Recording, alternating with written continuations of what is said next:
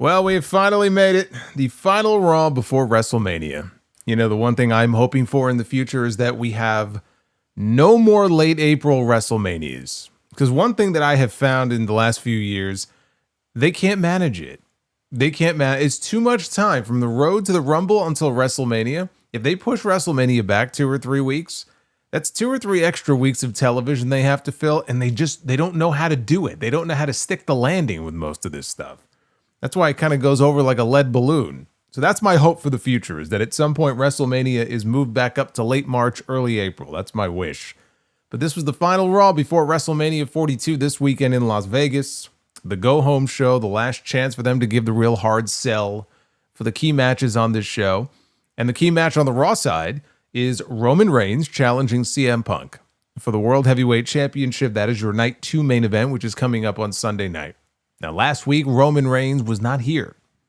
And CM Punk went out there and he cut a pipe bomb-esque promo where he torched Roman Reigns. And then he set fire to The Rock and he set fire to Pat McAfee and TKO. And he was going after everybody in that promo last week, right? It was like the CM Punk of old. And so tonight, they come out at the end of the show. And CM Punk takes about, he takes about 7 business days to make his way through the crowd down to the ring. I mean, this entrance took forever. I said, boy, I hope he has something really good to say. And he really didn't. Instead, he came out and he was very subdued. Last week, he was all fired up. Tonight, he was very subdued. And he apologized to Roman Reigns. He apologized in particular for invoking his father's name in that promo all those weeks ago, which is what Jey Uso wanted him to do the entire time. He just wanted him to apologize. And Punk couldn't bring himself to do it. So tonight, he finally apologized. And it was Manav. Shout out to Manav in the chat. I saw it just before I went live. And it cracked me up. He goes, we are now living on Monday, like Friday nights, we're living in the ruthless depression era, okay? Because SmackDown is garbage. But now tonight here on Raw, we're living in the ruthless affection era, where apparently you come out and you pledge your respect and how envious you are of the other person. That's what it felt like here. It felt like a therapy session for CM Punk in the closing segment of Raw. It felt like a guy who last week knew that the other guy wasn't there. And so he decided to just go all out, right? He was just fucking torching this guy. He was tearing him down and he was insulting him and his appearance and all of these different things. But then this week, right, Daddy's home. And so now we have to be on our best behavior and we have to apologize to Daddy for all the horrible things that we've said about him in the past. That's what it kind of felt like to me. It felt like he was backing down. He felt very subdued in this promo. And then Roman said what you would expect Roman Reigns to say, where, he said that, we're going to take it all back at WrestleMania and the tribal chief is going to be the champion again. And again, you can fill in the blank. It was pretty paint by number stuff. A very underwhelming close to the show. The best thing I could say about it is that it wasn't SmackDown. It wasn't SmackDown. And also, we didn't get the tug of war with the belt that we had with Roman and Brock all those years ago. Beyond that, it was a promo that happened on the show. There were several of them. But I have to say, now that we are finally here, we can look back at everything that we've gotten from these men. And I can honestly tell you that the best part of this, it peaked that first Raw coming out of the Royal Rumble. After Roman won the Rumble and he announced that he was going to go after the World Heavyweight Championship, and we had that first face-to-face with him and CM Punk, it was all downhill from there, right? There were some weeks where it was like, all right, this is not bad. And then there were some weeks where it was like, man, this ain't that good. But we never quite reached the peak of that first exchange that they had on Raw, and that was the beginning of February. We are now in mid-April. So they were never quite able to reach that apex. But they took it home tonight where Punk wanted to just let the world know that he was envious of Roman Reigns. He's jealous. He's jealous that he wasn't born into a wrestling dynasty.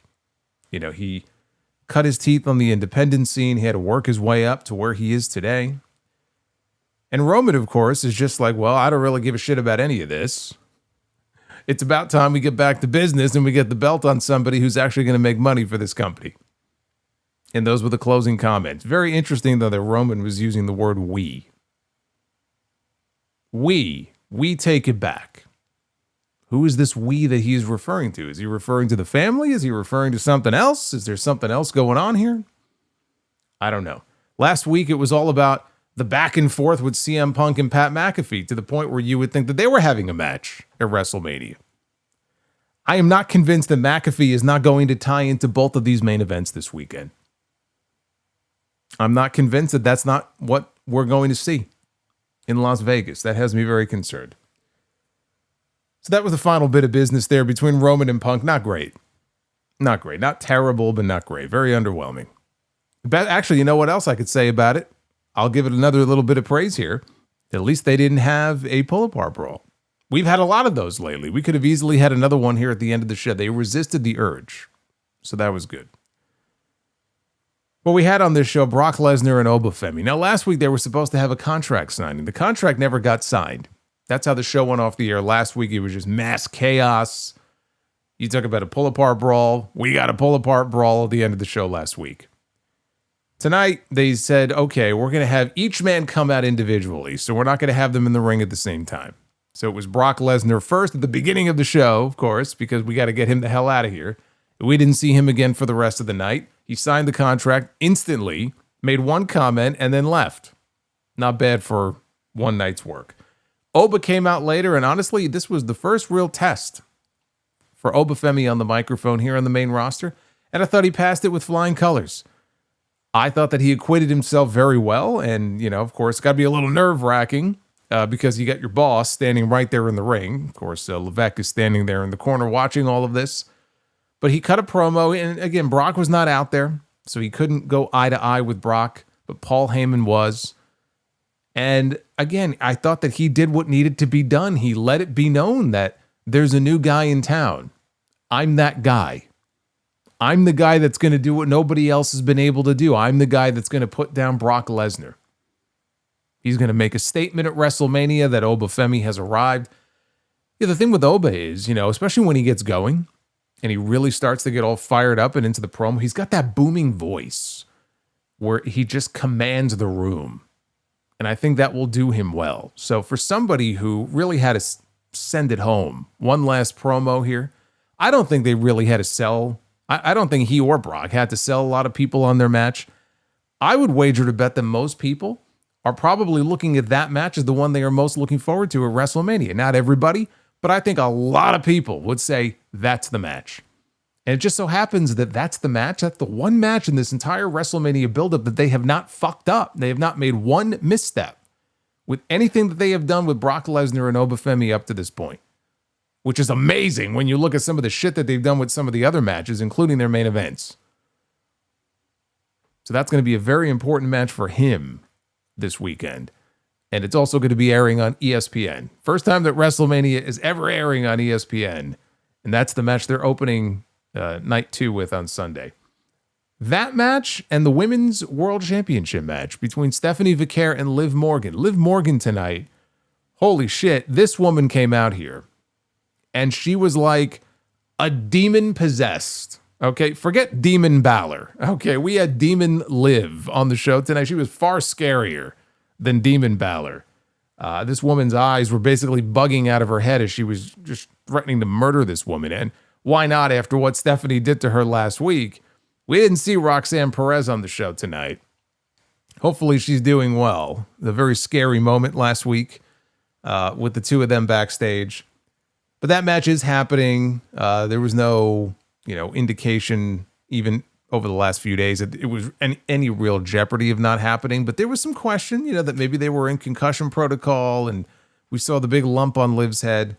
But she's fine. Not only is she fine, but we got a Liv Morgan music video, which I first saw earlier today, and they aired the entire thing during Raw. And what I will say is that it was a video that had music. And I guess maybe we'll hear it on, was it Sunday? Saturday? I don't even know which night. I think it's Saturday. Whichever night their match is. It was a video that had music in it. I didn't even know they made music videos anymore. I thought they just stopped doing music videos altogether. It just seemed so passé to me. And then we had a 2.5-minute music video on this show. Something that will not be on the show At least still, as of this moment, very disappointed. I was holding out hope. I had my fingers crossed, but then again, I was holding out hope for Carmelo Hayes on SmackDown, and we all know how that turned out. But we have 7 matches on Saturday. We have 6 on Sunday. And both women had cut promos on each other last week. Io had mentioned Las Vegas. The hope was that we would get a match announced tonight for WrestleMania with Io Sky and Asuka. That did not happen, which tells me that they are still waiting to see what is going to happen with Nikki Bella as far as the women's tag team title match is concerned, which I think if that's the reason, I mean, I just think that's completely ridiculous. Absolutely ridiculous. If that's the reason why we may not get that match this weekend, of all the reasons that you could come up with, that is just complete bullshit. But that's the impression that I get out of this. Otherwise, they would have announced something. There's still time, but yeah, it's not looking good. It's not looking good. And I just think that's just such a disappointment to go from, someone who had what I felt was the match of the year last year to not having any match at all. And even in the storyline, they're talking about her as if she's just literally calling her Rhea's sidekick. And it cuts deep because it's a burn because it's true. That's exactly how she's been booked. That's exactly how it comes off as. She's nothing more than just a side piece in someone else's story. And that's not really the role that Io Sky should be in. And look, Asuka too. I mean, Asuka not being on the WrestleMania card is terrible too. But I don't know. There was a story for those two with Kyrie and everything. It was right there, and to get the big payoff of WrestleMania, and I don't know, man. I just don't get it. I don't get it. How is the women's tag team title match more important? Here you have an actual story that has been developed here in this relationship, this toxic relationship with Asuka and Io, or Asuka and Kyrie. And I don't know.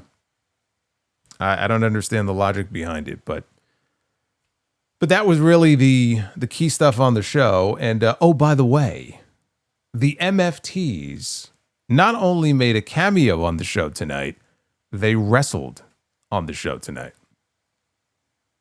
Yep. I had to do a double take just to make sure I was watching the right show.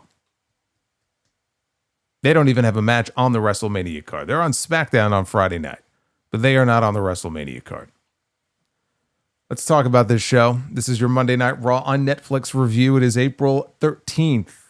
Lucky number 13 here for 2026. I am Solomonster. I guess this will be the last time I'm going to be live on this channel until WrestleMania. So let's make it a good one. Subscribe, like. We're going to do the spin the wheel here in a second. Find out how many likes we need to do our Be the Booker segment a little bit later on. Super chats are open, so get them on in. I will be reading all of your messages, and I do appreciate all of the support and all of the nice comments about the Sound Off this weekend as well. Sound Off episode 959. Big episode. Covered a lot of ground there. And tomorrow, of course, is the Uncrowned Wrestling Show, where I will be reviewing Dynasty. I have not had the chance to talk about Dynasty. I will be doing that for the first time tomorrow on the Uncrowned Wrestling Show. And we'll talk WrestleMania and some other news and notes. So a lot of content coming your way. This wheel is coming your way. Let's take this for a spin. I instantly thought of Solomonster when the MFTs appeared. Yeah. Oh, I'm sure a lot of people did. 475 likes is the goal for tonight. We are at 327, so we're pretty close already. I mean, 475 should be pretty easy with 1,400 plus in here and climbing. This is going to be the only chance we have to do Be the Booker this week until WrestleMania, so let's see what you guys can do. But let's get into this show here. We started right at the very beginning. We had the cold open. Raw has a cold open every week. There's really no proper intro for this show anymore. So we had the cold open with a pre-tape promo from Roman Reigns, who was on the show tonight, but we got a pre-tape promo and we got a live promo. Kind of. I mean, he didn't really have a whole lot to say. But here, he said that when he won the Royal Rumble, he told CM Punk to enjoy the relevancy that he had left. He did exactly what he thought he would. He lied. He tried to revise all of Roman's history. But the thing is, the fan base, they've lived through it all. And what Punk did was expose himself as a hypocrite. And so what they did here in this video is they played footage, old footage of CM Punk from many years ago, and then they spliced in more recent comments from him, comments from last week, comments from when he first came back to the company 3 years ago. So in this case, we had Punk telling Roman, you can't get things done on your own. You always have to use your family, right? Your cousins. Then we see footage of The Shield's debut. This was 2012. And Punk at the time saying, I had nothing to do with The Shield showing up at Survivor Series. I have nothing to do with any of this stuff. But then they show footage of Punk a few weeks ago on Raw telling Roman that I brought you and The Shield into this company. Punk claimed that he didn't surround himself with wise men or yes men. Then they showed Paul Heyman by his side over all these years. They showed a shot of the Straight Edge Society. No shot of the new Nexus. You know, when he cut that pipe bomb promo in 2011, that was when he was the leader of the new Nexus. They didn't show the new Nexus. Punk saying that I'm not here to make friends, I'm here to make money. Right? That comment he made in that first promo when he came back to the company. Then they showed shots of him being very friendly with various members of the roster, mostly female members. Yes, he's very friendly now. He's a friendly chap. Punk claimed that the company treated him like a dog. And then they showed highlights of him as the champion for 434 days. So you get the picture here. They showed Pat McAfee's comments about Punk taking the money to go to Saudi Arabia. So Roman said, it's embarrassing. He likes Pat McAfee, but never has a punter ran his mouth about him. Nobody believed in Punk because it's not 2012 anymore. He says, Roman doesn't lie. That's why people trust him. Tonight, either Punk will tell the truth or he will. And he ended the promo with, my name is Roman Reigns and I approve this message. So playing off what Punk said, he said the same thing at the end of his promo last week. So Roman agrees with McAfee. That was my interesting little takeaway there. He agrees with Pat McAfee. And again, it could mean nothing. I go back to what he was saying at the end of the show about right? We take it back this weekend. And, you know, my fear is that we're going to see McAfee, if not McAfee and Randy Orton, involved not just in night one main event stuff, but potentially also night two. If in fact there is this idea for there to be something bigger, for there to be some sort of new super group in this company. I find it hard to believe just because if the reports are to be believed, this is something that came about not all that long ago. It was sort of foisted upon them by TKO and Ari Emanuel. Find a way to work this guy into the storyline so that we can hype up WrestleMania and so that we could sell more tickets. Not that this was necessarily intended to be something that was going to be the new top story in the company that's going to carry them through the summer, right? Or through the rest of the year. And also, I question how often we're going to be seeing people like Roman Reigns around once WrestleMania comes and goes. Now, if Roman goes to WrestleMania and wins the championship, then yeah, we're going to have to, I would certainly hope we're going to be seeing him on a more regular basis. I'm not convinced of that. So I point these things out because maybe it means nothing, but it is something I noticed. And there is, if you want to fantasy book this out in your head, I don't know that people are necessarily going to be super excited about some sort of TKO versus WWE storyline. But to me, it doesn't even work because the people that would be the engine to make that work, I'm not convinced they're even going to be around much after WrestleMania. So like what, or at least Backlash maybe, but you know, what are we looking at if those people aren't around? How does that story even work? How do you even begin to make that work unless these people are consistently on the show every single week? To me, that's where it falls short. Now we cut live to the arena. Adam Pearce and Paul Levesque are in the ring for another attempt at a contract signing with Brock Lesnar and Oba Femi in advance of their match at WrestleMania. Of course, it broke down into chaos at the end of the show last week and nothing got signed. So Pierce said they are determined to make sure this match happens. So what they've decided to do is that we're going to have each man sign the contract separately. Paul Heyman walked out. He introduced Brock Lesnar, who got in the ring. He immediately signed the contract. Heyman said that it may well be a Nigerian death warrant. It may as well be for Oba Femi. Lesnar swiped the microphone out of Heyman's hand and said, "We won't even know your name. We're not even going to know Oba Femi's name after Sunday." Heyman gave us a spoiler for what he called the real WrestleMania main event. Brock Lesnar will win and Oba Femi will lose. Uh-oh. He gave us the spoiler. Not good. But that was it. That was it. It was as basic a segment as you can ask for. Brock put his cowboy hat on. He left. We never saw him again for the rest of the show. See you on Sunday. That's it. He did his job. He's going home for the week. Footage aired of Logan Paul and Austin Theory with iShow Speed. They were in I don't know if they were at the Performance Center or they were in a gym somewhere. There was a ring behind them, so they were about to have a training session. And Speed was still very hesitant about all of this. He's like, my first match, and it's attention to the sicko in row 4. Look, I know you're excited to be at Dynamite tonight at your first show, but you can't be pulling that thing out. Okay, you got to put that away. Fuck Triple H. And don't think I didn't see that sign that you brought that said, "I came to see AEW." That's sick. Thank you. Oh, these sickos, they are sick. They are sick. Hey, El Masay, a $40 sicko drop. WAZZZAP. Like, what the fuck? He's sticking his tongue out. WAZZZAP. Like, what the fuck? And Death Scythe is with us. Good to see you both. Thank you, brother. I appreciate that.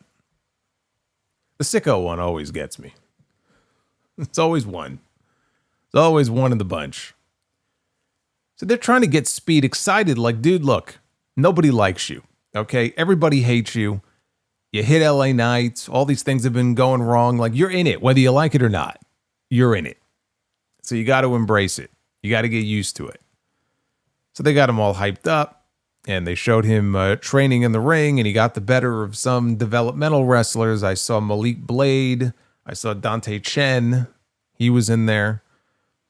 I think he was the one who Speed put in the Boston Crab, I believe. So by the end of this, Speed was like, "I'm ready.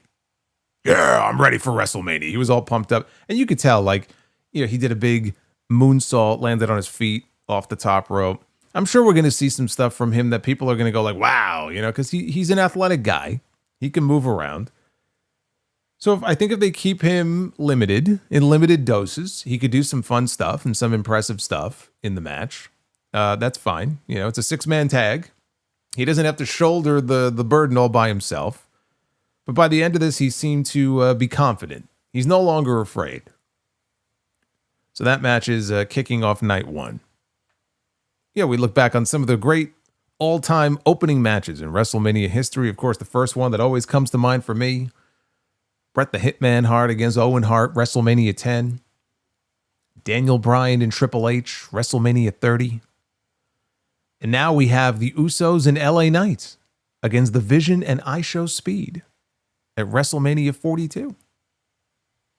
Actually, there was another great opening match, too. I have to give credit to, I believe it was at WrestleMania 34, the 4-way for the Intercontinental Championship. Was it Balor, Rollins, Miz, and I don't remember who the 4th one was, but I do remember that match being an excellent match. But who knows? Maybe this will go down in the history books as the best of them all. I wouldn't be placing any monetary bets on that. Charlotte Flair went one-on-one with Lyra Valkyria here on this show. I thought they had a good one for the time it lasted. I think this went about 10 minutes. Charlotte went up for a moonsault, landed it, only got 2. Lyra blocked a natural selection. She got a fisherman buster for 2 count of her own. Charlotte tossed Lyra into Bayley because Bayley was outside. Alexa Bliss was outside. And Charlotte avoided a kick. She rolled Lyra up. And then Bayley yanked on Charlotte's leg. And Lyra fell backwards onto her in some sort of pinning predicament here. Not really a roll-up so much, but she got the pin on Charlotte. And Charlotte was furious when this was over, that Bayley interfered and reached in and grabbed her leg. So they got in a shoving match. All 4 women now were in the ring, and then cooler heads prevailed. We did not see the tag team champions here. There was no appearance from Nia Jax and Lash Legend. And there was no... oh, yeah, maybe it was a triple threat. Was it a triple threat at WrestleMania 34? For some reason, I thought it was... Okay, it was a triple threat. I thought it was a 4-way. But I got all the names right. Look at that. How about that? See, and you all think I don't like any Miz matches at WrestleMania. See?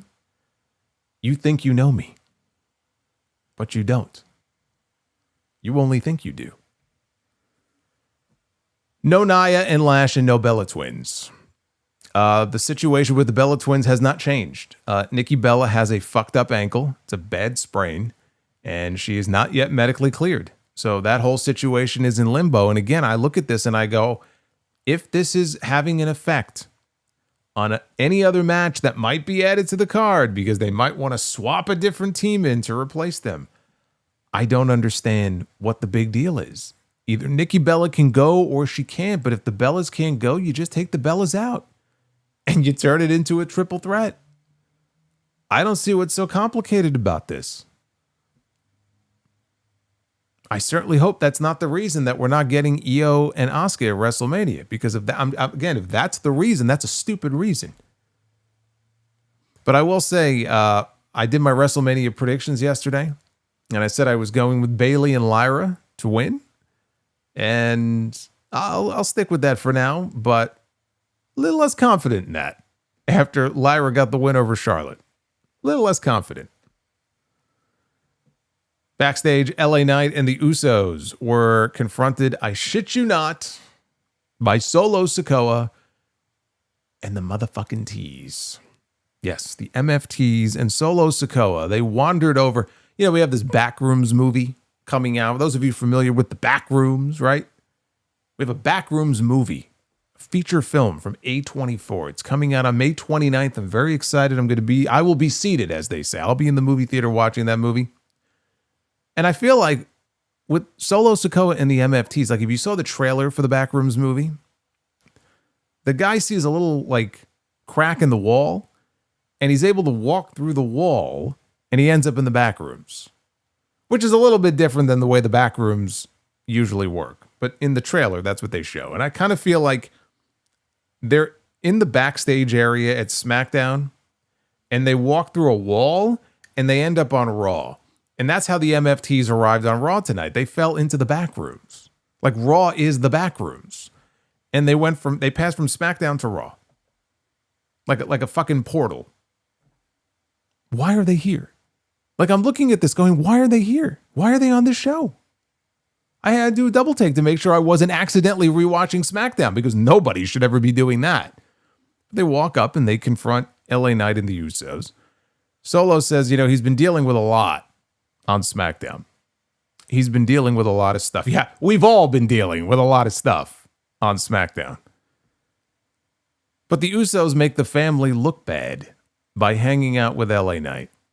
LA Knight then challenged them to a 6-man tag team match so he could smack them back to factory settings. I wish we could do that to SmackDown. Is there a button that we could push on Fridays to reset SmackDown back to factory settings and start all over again? Because I would like to do that. Yes, they clipped. The MFTs accidentally clipped into the frame here on Raw. Oh, man. So we had the Women's World Champion. Oh, this was interesting. We had the Women's World Champion, Stephanie Vicaire, who nearly killed 2 people last week. Very impressive. She took out 2 people with 1 shot. That's a hard thing to do. She made her way out to the ring for an interview with Kathy Kelly. And before Kathy could really ask much, a crazed Liv Morgan hit the ring from behind and attacked Stephanie Vicaire. And if you look closely, because her hair was kind of blocking her face, but if you look closely at her forehead, Liv still had, I couldn't tell if it was quite as pronounced. It probably wasn't quite as bad as it was last week. That giant knot that was right on her forehead from when her skull collided with Roxanne's skull last week was very scary. A sickening thud. So she had a little bit of a black and blue bump on her forehead, but she tackled Stephanie and they had to be pulled apart. Another pull apart. So they had to be pulled apart. And when she attacked her initially, when she attacked Stephanie, Kathy Kelly got bumped. And Kathy Kelly fell to the mat. So Kathy, for the first time, took a bump. And she went down and she was crying and she was laying in the corner and nobody was helping Kathy Kelly. She just laid there for several minutes while the officials tried to separate Stephanie and Liv. And Liv is screaming like a banshee, and they're trying to get her away, and she is just completely out of her mind. She is screaming bloody murder. I said her eyes looked like they were bulging out of her skull. I saw somebody said that she looked like Gollum or something. I mean, she looked like she hadn't slept since Raw last week. So she just looked like a crazy person out there, and she looked very scary. And as she was being dragged away, again, the camera is right in front of her face, and she's looking up at Stephanie in the ring. Now, actually, let me back up a little bit here, because this wasn't even the whole thing. So Stephanie initially was the one who was being pulled away from the ringside area. Liv gets on the mic, and she says, "I knew your mother was trash, but I didn't know that she raised a little bitch." And that brought Stephanie back into the ring, and the brawl continued, and then eventually Liv was the one who got pulled away. So the parting shot was Liv in the aisle being pulled away, just staring a hole in Stephanie and screaming and losing her fucking mind. And I got to tell you, I like this. I like this a lot. Now, if you're going to do another pull-apart brawl, and we've seen a dozen of these, if you're going to do them, you at least have to try to make it different in some way, make it intense. I just got done watching, and I'm sure many of you saw it as well, the best pull-apart brawl that I have seen in years. And it happened on a show that, like, neither of these men are even on the WrestleMania card this weekend. It was from the AAA show on Saturday with El Grande Americano Kaiser and El Grande Americano Gable. Just a tremendous piece of business. That had more heat than anything on the WrestleMania card. Legit. And so if you're going to do that sort of pull-apart brawl, make it mean something. Make it so that it really looks like these two people want to fucking tear each other to shreds. And holy shit, like, they better keep these two apart. That's the vibe you got from watching this, that it has gotten deeply personal with the insults, all the comments that have been made. And then, of course, what happened to Liv's head last week. And now she's just completely just gone off the deep end. You know, they made the most of it.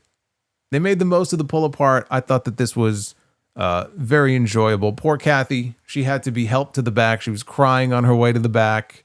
She did well. She did. I'm sure she was very excited for her big moment tonight. She didn't have to do much. She just had to fall down. But she did well. And we got an update later from Michael Cole that she's fine. She's going to be just fine. There are people who were genuinely concerned on my timeline that she might have gotten hurt. I was like, well, she's that convincing? She's fine, people. There's nothing wrong with Kathy. Kathy is fine. But this match at WrestleMania, you know, when I look at the build-up to all of the different matches on these two shows, I'm not going to say Liv and Stephanie has had the best build-up. I still think that belongs to Brock and Oba. But this one's up there. You know, the stuff that they've done in recent weeks and how personal it feels like it's gotten between these two. They've done a better job on this match than they have most of the other matches on the card. You know, to where I'm looking forward to seeing these two get in the ring and tear each other apart. So they've done a good job with this. Now we see clips of Jade Cargill beating Io Sky, pinning her right in the middle of the ring on SmackDown Friday night.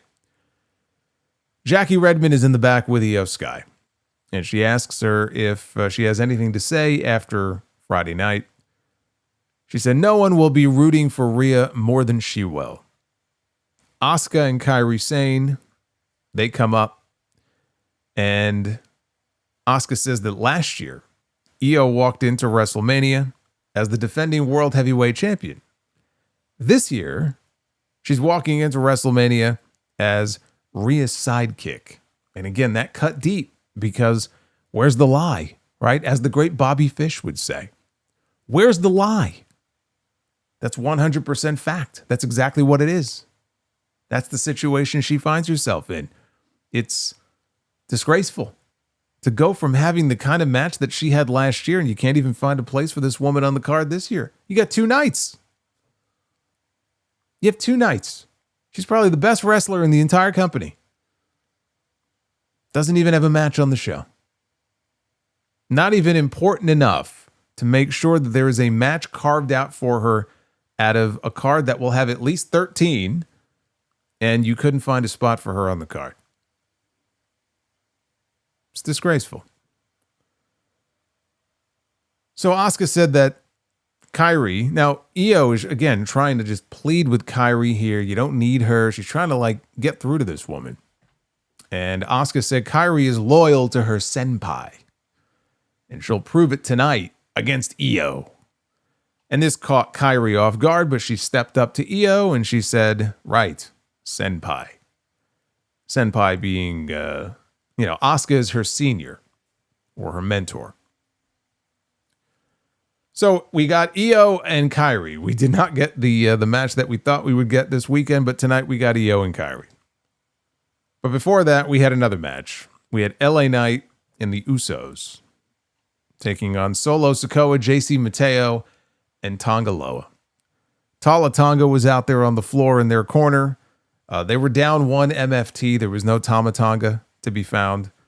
Solo Sikoa had the dreaded Samoan nerve hold. When they came back from commercial, he had the Samoan nerve hold right there applied on Jey Uso.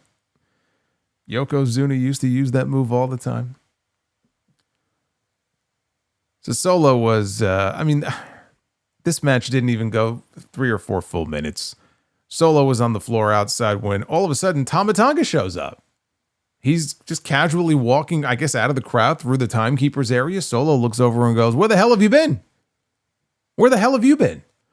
And Tama is just standing there, and now Tala Tonga comes over, and Tala Tonga is staring at Tama Tonga. A lot of Tongas here. So as all of this is going on, inside the ring, poor Tonga Loa is caught with a BFT and pinned by LA Knight. And maybe that's the biggest story of all, is that LA Knight actually got a win here on Monday Night Raw. Riveting stuff. I'm not sure why we needed to bring this to Raw when the MFTs, forget the fact they're on SmackDown. They don't even have a match at WrestleMania. We know they have a match coming up with the Wyatt Six, a street fight, coming up on Friday night. But this is your final hard sell for WrestleMania. So the focus really should be on the people that are in the matches that are on the WrestleMania card this weekend from Monday Night Raw. And instead, they brought people over from SmackDown who aren't even on the fucking show. So I'm just wondering why the hell this had to take place on Raw tonight. It is pretty clear that Tama Tonga or Solo Sikoa, one of the two, are on their way out of this crew very soon. If it's going to be Solo, then it would mean that the collective would be kicking him out. I don't know if that's going to happen. But, they brought up Shinsuke Nakamura on commentary because he's been trying to get through to Tama Tonga. You don't need to hang out with these guys. He's trying to pull him away from his family. I don't know where this is headed. I don't know if this is leading to some sort of new group that's going to be formed with Tama Tonga and Shinsuke Nakamura and someone else. I don't know. I don't know what the end game is here, and I wish I could tell you that I was more interested to find out, but I'm really not. Because the way they've told this story and the way they tell stories in a lot of cases when it comes especially to the mid-card angles and feuds, it's just not compelling, And when I say compelling, the way that, Paul Levesque, he likes to drag these stories out. And look, long-term storytelling is one thing. But the way some of this stuff gets dragged out over such an extended period of time, the risk you run is that if you're not dealing with interesting source material, if you don't pay it off relatively quickly, people are going to lose interest. And you can't tell me that there's a shit ton of people who are terribly interested to see how this whole MFTs thing is going to play out, because they really haven't given you a reason to care all that much about any of these people. But again, I'm watching this like, why am I seeing this on Raw? Can we leave this on SmackDown, please? With the lantern and everything else that's been happening? So they replayed the terrible, speaking of SmackDown, we went from the MFTs to a replay, highlights of the terrible Pat McAfee segment with Pat and Cody Rhodes and Randy Orton and Jelly Roll from SmackDown on Friday night. For those of you who wish to relive this yet again. By the way, for all the talk about Pat McAfee going out there and delivering the great news that thanks to Ram Trucks, the sponsor of WrestleMania, if you buy a WrestleMania ticket from then until the end of Raw tonight, so the deal is over now, or maybe at midnight it is, I don't know, but 25% off all WrestleMania Saturday tickets from Friday night until the end of Raw tonight. And for all the talk about this big ticket promotion, and that was Pat McAfee's massive surprise that he was promising for SmackDown on Friday, they sold a whopping 1,200 or so tickets more, I believe, for WrestleMania Saturday. They actually moved more tickets for WrestleMania Sunday, which did not have the ticket discount, than they did for WrestleMania Saturday. Read into that what you will.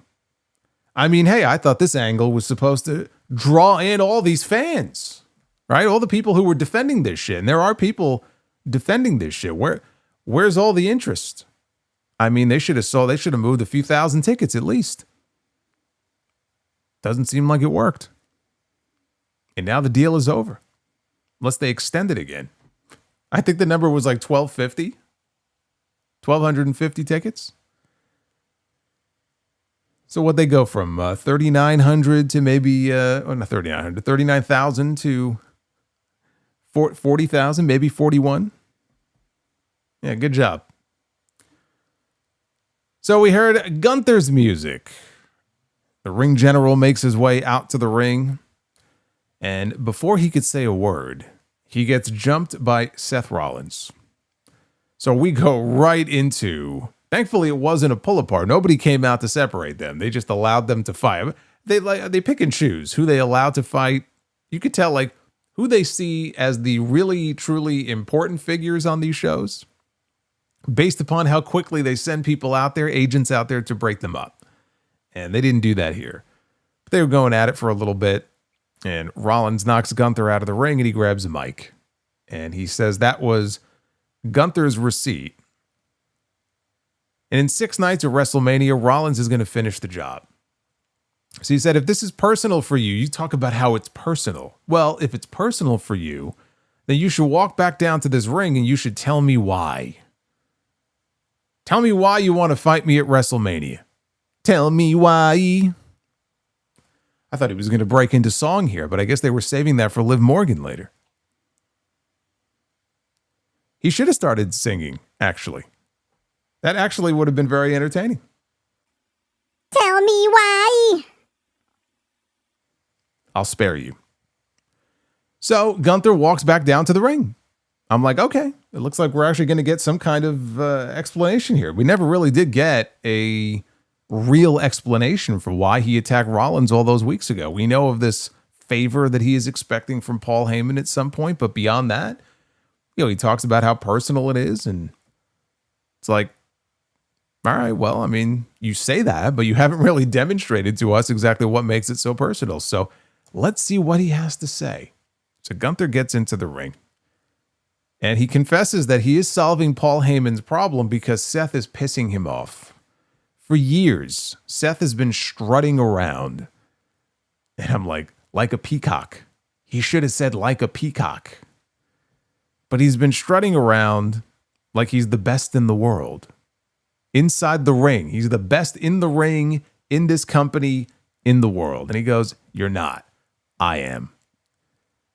And when Gunther was World Heavyweight Champion, he said, instead of Rollins seeking out the highest level of competition, he became a useful idiot for Paul Heyman. So WrestleMania is personal for him to expose that Seth Rollins can't lace his boots. And Gunther gave him a bit of a headbutt, not like a full-on headbutt, kind of brushed his head up against Seth and gave him a little nudge. And the two of them came to blows. Gunther tried to powerbomb him. Rollins landed on his feet. He kicked Gunther out of the ring. Gunther was kind of hunched over by the ring steps outside, and Rollins came in. He was going to stomp him on the steps. And Gunther avoided it narrowly at the very last second, and he retreated into the crowd. I appreciate them giving us an actual reason why these two were having a match at WrestleMania. I didn't think we were going to get one beyond what we heard a couple of weeks ago. So I like the fact that they at least offered some sort of rationale. We have two wrestlers who each believe that they are the best in the world. And what we are going to get at WrestleMania is a wrestling match between these two to find out which one of them is the best in the world. Now, look, there's Gunther going around saying, "Oh, well, this is personal. This is personal for me." Realistically, right? There's no history there. There's only so much they can really do. There's only so much they can really come up with for a personal explanation. This is not personal. The fact that you piss me off because I think I'm the best wrestler in the world and you say you're the best wrestler, so let's find out that's not a personal issue. Like, it's all bullshit. But they at least tried, right? They wanted to demonstrate why Gunther was so annoyed with Seth Rollins and why he takes personal offense. And so here we are now. We have a match between them at WrestleMania, but that's not really a personal issue, right? That's not really, I mean, we've seen some personal issues before. Even building up to this WrestleMania, things have gotten really personal. Some of the comments Punk and Roman, that they've made to each other. And that's not really what this is. But they had to at least try to explain it. They did the best they could. At the end of the day, this could be the sleeper match of the weekend. You have Gunther and Seth Rollins, truly two of the best in the entire company. They're going to go out there and have a wrestling match at WrestleMania. I'm expecting this to be excellent. Fine by me. It's really all it needs to be. Two guys who want to prove they're the better wrestler. It's a simple concept. Personal is not a word I would use to describe it. We got a teaser for the return of the Demon. They couldn't wait. They wanted you to know the Demon was going to be at WrestleMania so they could sell tickets. So they spoiled it. Even though they they all but told us last week. But then later that night on social media, they literally had like the Demon on the poster. They didn't waste any time. They're like, "Hey, we got to sell some tickets here, so let's go ahead and promote the Demon." So yes, the Demon is going to be wrestling Dirty Dom. So Dominic was backstage with Adam Pearce, and he was very angry about this. And he complained to Pearce, and Finn had told him the Demon was dead, and he signed to face Finn Balor. He didn't sign up for this. He didn't sign up for a match with the Demon. Pearce says, look, Rey Mysterio, he deserves to be in the match that he's in at WrestleMania. He's going to be wrestling for the Intercontinental title. You deserve to be in the match that you're in at WrestleMania. So the match is not being changed. I didn't think it was going to be. But I guess what's the expression? You miss 100% of the shots that you don't take? Dom had to at least try. So we had Io Sky against Kyrie Sane. Asuka was at ringside. Kyrie distracted the referee after she was knocked down off the top rope by Asuka because they were jockeying for position up there. And so Kyrie gets knocked off the ropes. Now, Io is hanging from the ropes, not in the ring like a tree of woe, but really on the other side. The referee, I believe the referee was Jessica Carr. The referee is distracted by Kyrie. And so Asuka gets up on the apron and she grabs Io and she kind of swings her into the ring post casing, which makes this loud noise, which evidently the referee didn't hear. So the referee didn't see it. Rhea Ripley's music plays, and she runs down to the ring. She delivers a headbutt to Asuka that totally missed. Asuka sold it anyway, but didn't even connect. And she went to go give Asuka Riptide on the floor outside. But then before she could hit Riptide, Jade Cargill has also come over from SmackDown. And she attacks Rhea from behind. Io then wiped out Jade with her crazy suicide dive out to the floor. Io went back to the top, but the fucking referee, yet again, was distracted. This was just absurd. There were at least, I think, 3 different times in this match where the referee was distracted. I think they need to go through some new referee training. They're too easily distracted. They can't do their job. So she's distracted again, which allows Asuka to get back up on the apron, and she trips Io, and Kyrie rolls up Io for the win. Holy shit. Kyrie Sane actually won a match. The fact that she even had a match, let alone that she won a singles match on this show, is just incredible. Incredible. I will tell you that this was Kyrie Sane's first win of the entire year. It probably doesn't surprise you, but it's her first win of the entire year. Her last singles match was in October on my birthday. And do you know who it was against? Io Sky. And as far as Io Sky is concerned, she is winless in singles matches through the middle of April. Now, she hasn't had a lot of singles matches. She's had at least 3. I think at least 3, maybe 4 televised singles matches. She has lost every single one of them. And we are not getting Io Sky and Asuka, it looks like, at WrestleMania. Most likely, we're not getting it at WrestleMania, pending whatever the resolution is to the Nikki Bella situation. So it has not been a good year for Io Sky, I'm sorry to say. And if you look at the 3 women who were in the World Championship match last year at WrestleMania, Io is having a terrible year. Bianca Belair still has not come back. And Rhea Ripley is the only one. She's challenging for the championship. A different one. At least she has a title match at WrestleMania. But I don't think that's going to end well for her either. That's my prediction. After a commercial, Adam Pearce and Triple H were back in the ring, this time to bring out Oba Femi to sign the contract for WrestleMania. So he marched down to the ring. Did you see, by the way, they are now selling those Oba Femi necklaces with the giant red balls on them? And I think they're selling them. What are they selling them for? Somebody could look it up on WWE Shop. I think it's like $35 or $40 each, I think. When you factor in shipping, one necklace will probably run you at least $50. I would love to know what those things are made of. So he marches down to the ring and he signs the contract. And Triple H now is pointing at the aisleway. So Oba turns around and there's Paul Heyman. And Heyman is keeping his distance. He's standing over by the stage. And he puts Oba over. There's no Brock. We didn't see Brock again after the opening segment. But Heyman is putting him over as someone who has risen up the card faster than anybody that he has seen in years. And he knows Oba is a violent man, so he's going to stay put right where he is. He's not going to move from this spot. But that's what he likes about Oba. Oba is the most violent person to come to WWE since Brock Lesnar.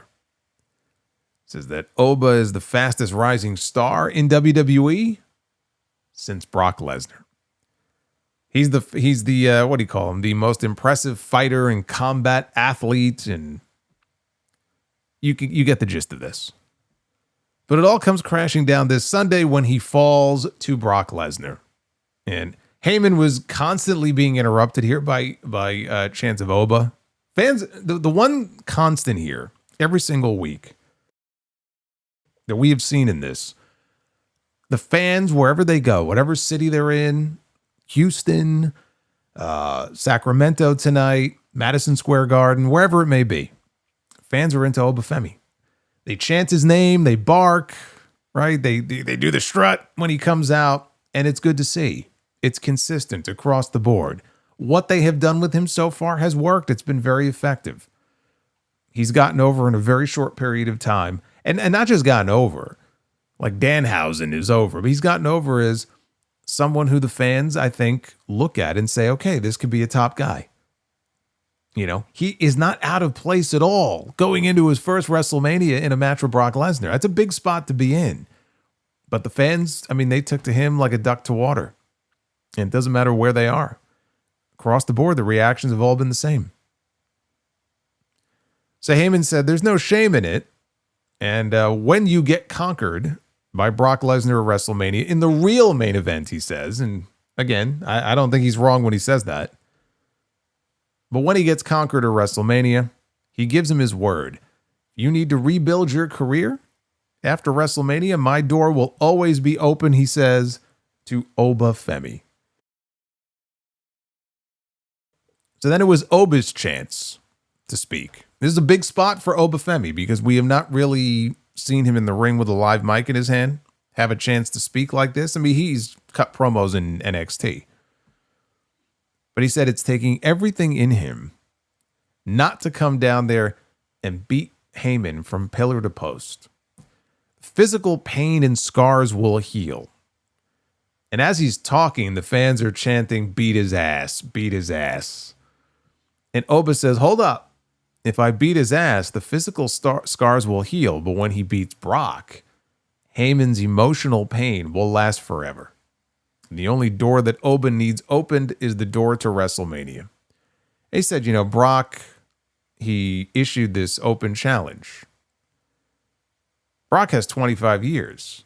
Like, Brock and Heyman have been a pair, I mean, off and on, but they've been a pairing for 25 years. They've known each other.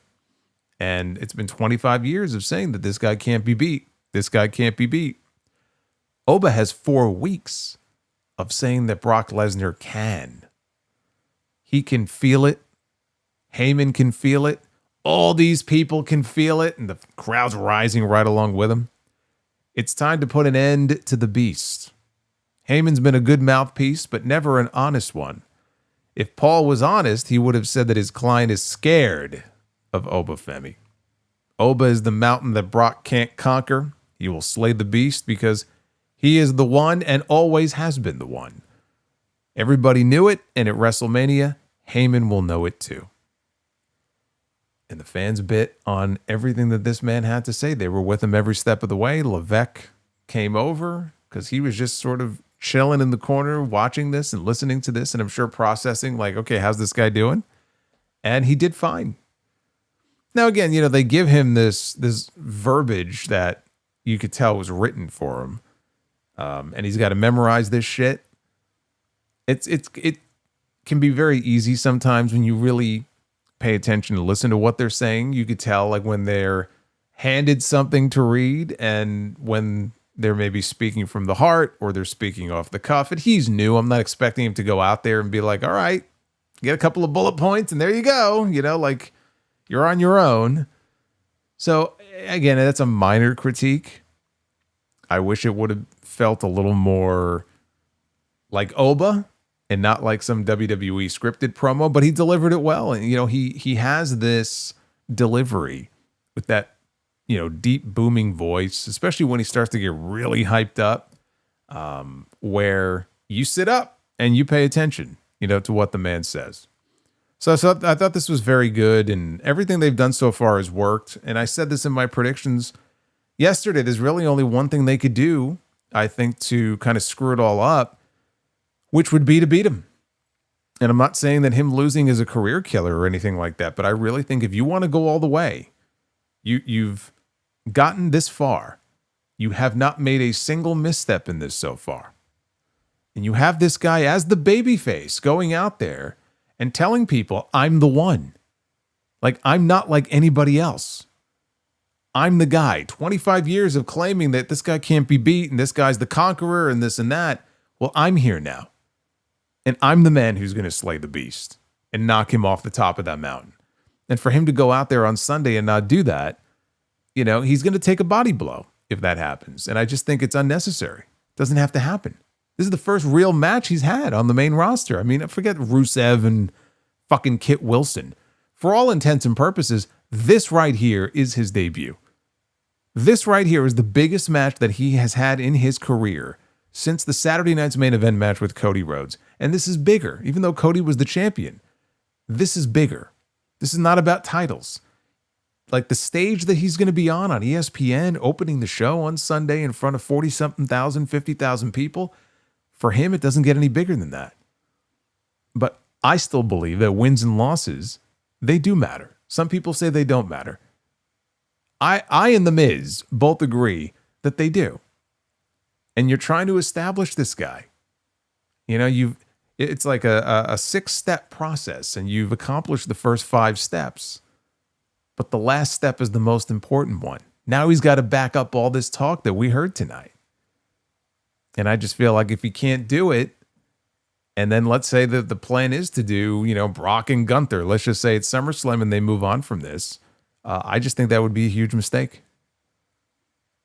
And I really hope they don't make that mistake. We had Javon Evans and Dragon Lee, tag team partners tonight against Rusev and JD McDonough. This is 4 of the 6 men in the ladder match for the Intercontinental Championship on Sunday. We only got to see about 5 minutes of the actual match, minus the commercials. What we got here, though, I thought was solid. Evans took Rusev out with the red dot. Then he dove out onto him on the floor. Dragon Lee hit a Styles Clash on JD McDonough to win the match. When it was over, Rusev didn't take the loss very well. He got in the ring. He attacked Evans and Lee from behind. He went to go put Dragon Lee in the Accolade, but here comes Rey Mysterio, gingerly running down to the ring. And I'm looking at this, and he starts going at it with Rusev, and I'm like, what the fuck are you doing? Like, you're days away from WrestleMania. This is the final Raw. Why are you having Rey Mysterio do anything physical on this show? Why? Why would you do that? Why would you tempt fate and take that risk? Of all the people to get physical on this show, why does Rey Mysterio have to go in there and do anything? But he runs in there, he sets him up for a 619. Rusev, though, clotheslines him down. Out comes Penta, who runs into a Machka kick. Evans tried for an OG cutter, but Rusev caught him on the way down and turned it into a Uranagi. Then it was a Machka kick for everybody, and Dragon Lee got put in the Accolade, and Rusev was the last man standing at the end of all of this. Not that he was winning on Sunday anyway. He wasn't. But it's pretty clear who's not winning the ladder match on Sunday. I think we can cross Rusev Day off the list. Adam Pearce was backstage. He was on the phone with someone. I don't know if he was on the phone with his Guma or I have no idea. But Danhausen interrupted, and Danhausen seemed to think that he was on the phone with John Cena. So he was pestering him. He said Danhausen he's in demand Hausen. And he thought John Cena was on the phone. He demanded to speak with him. Pierce told him, look, you can see him at WrestleMania. He's sure that Cena would love to meet Danhausen. Now, what did I just say on the sound off yesterday? I said, watch, we'll get a segment between John Cena and Danhausen on Sunday. So it seems pretty clear that that's probably what they're going to fill in that extra time on Sunday with, is probably some comedy with John Cena and Danhausen on the show. Why are we questioning Rey Mysterio's health? Because the man is 50 fucking years old. That's why.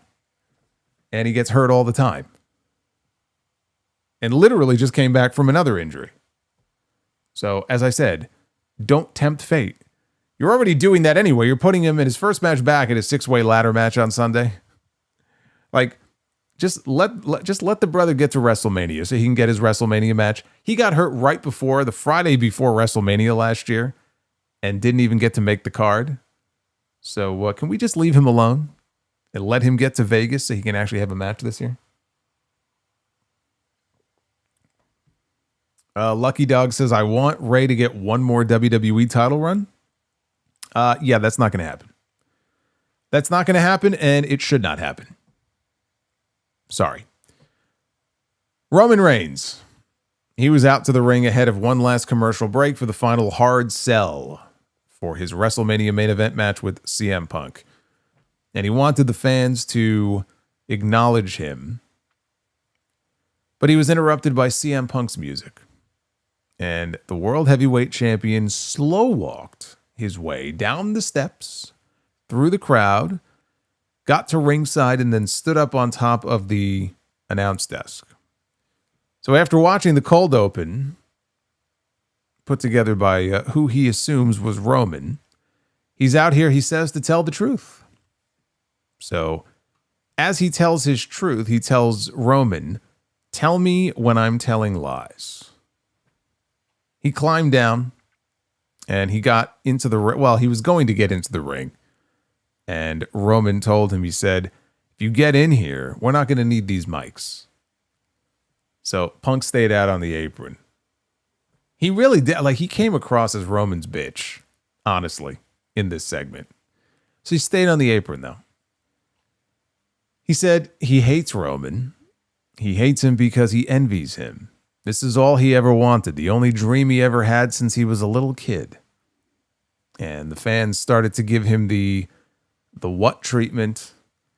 And he's very good at, speaking in like a different cadence to try to shut that down. He doesn't, because some guys will just stop and then they'll keep speaking in this cadence where they allow the what chants to just kind of infect their promo.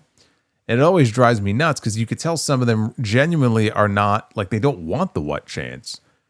But it's almost like they're just trained a certain way to cut promos the same way, where they speak. And Jey Uso does this, where they'll speak in like syllables, which I don't really understand that. So we had some what chants and they died out pretty quick. But he envies the fact that it was all handed to Roman. And he hates that he was the champion, Roman was, for 1,316 days. Because after some self-reflection, he hates that he knows how hard Roman worked his ass off to be that great.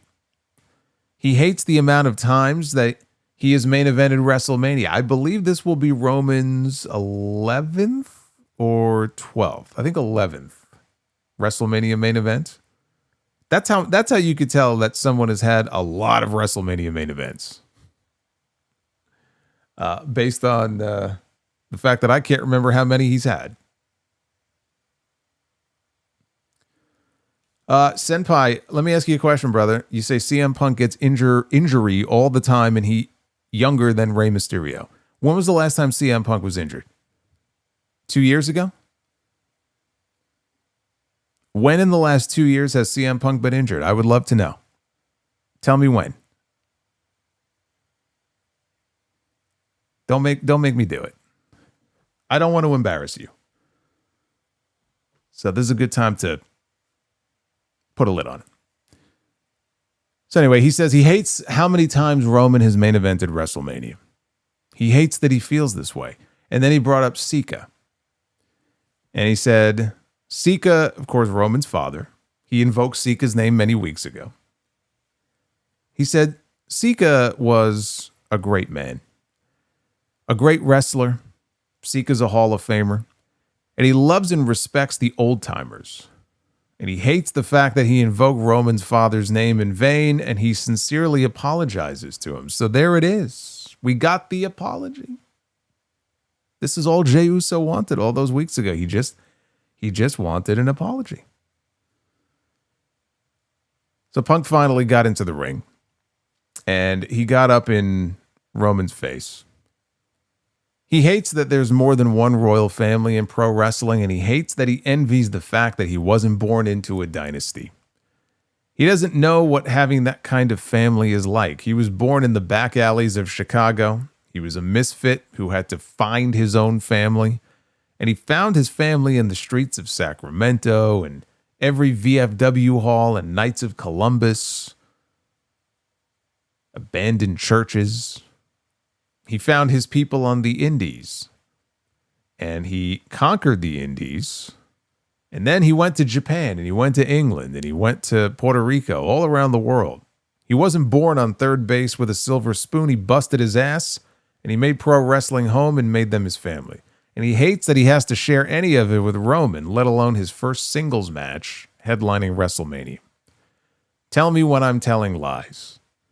On April 19th, like tonight, He's got gold on his shoes and gold around his waist. And late Sunday night, he's going to have gold above his head. And the ring announcer is going to be saying, "And still, champion of the world," with Las Vegas chanting CM Punk. Tell me when I'm telling lies. So then Roman spoke up. And he said that's probably the truest stuff he's ever heard Punk say. Up until the end. Because let me tell you something. Let me tell you something true. I hate you too. I've hated you for a long time.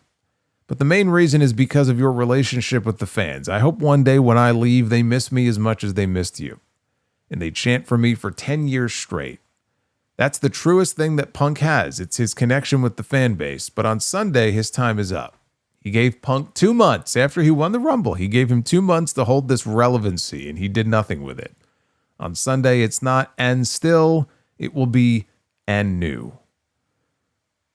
This little nostalgia act is done. On Sunday, we fix this mess. We fix this mess that you started. We make this place where we had it at the very top. On Sunday, the tribal chief takes back over, and Punk, along with the whole world, will acknowledge him. And they went right off the air.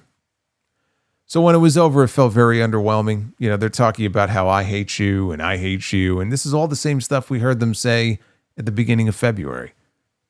Right? We heard Roman say this in that very first promo. I hate you.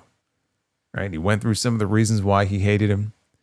So it felt to me like they were rehashing a lot of stuff here in this promo. And the intensity that we had from CM Punk last week when Roman wasn't there was completely absent this week. I mean, he was calm.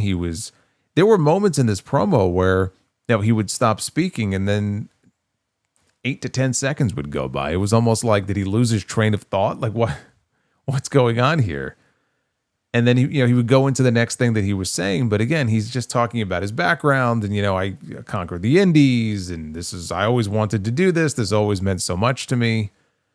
I mean, it was fine. I mean, it wasn't like a terrible promo or anything like that, but there really was nothing terribly engaging about it. There was really nothing terribly special. This was the go home promo. This was the last time that these two men are going to be face to face in the middle of the ring before they go to the main event of WrestleMania. And considering some of the personal insults and some of the shots they've taken at each other, to have CM Punk go out there and apologize to this man now that he's here in person, right? Last week, it was okay to rip him to shreds when he wasn't there. But then this week, Roman is back, and it was almost like, okay, now you're apologizing to him. And you're giving him his props, and you're saying that, I hate the fact that you did this, and I respect it. Like, it was two very different versions of CM Punk. And I feel like that version of Punk that we saw last week, that was the version that would really, like in a go-home promo, could really sell things. Especially if you had face-to-face, right? And you could have like the no physicality stipulation. So we don't have another pull-apart brawl. But they really, they get up in each other's face and they're just, one last chance to really give it to the other guy and be like, man, I fucking hate your guts. And let them talk their shit. And this was, I said at the beginning, it was almost more like a therapy session for Punk in a lot of ways. So just a very, a weird way to close out, I think, what we have seen from these two over the last, God, what has it been?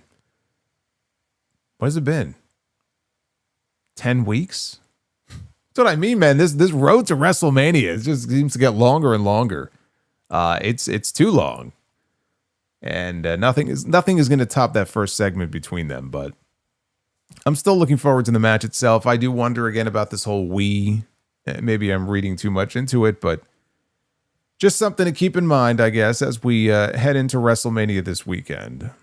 If you want the full rundown, the full preview, WrestleMania predictions and all that, we'll be talking about that on the Uncrowned Wrestling Show tomorrow. But, when I look at this WrestleMania card, now that we're finally here, And again, I'm not going to be here on Wednesday. There's no Dynamite review. There's no SmackDown review on Friday. I'll first be coming home from Vegas from the House of Glory show that day. So I'll have to catch up with SmackDown later on.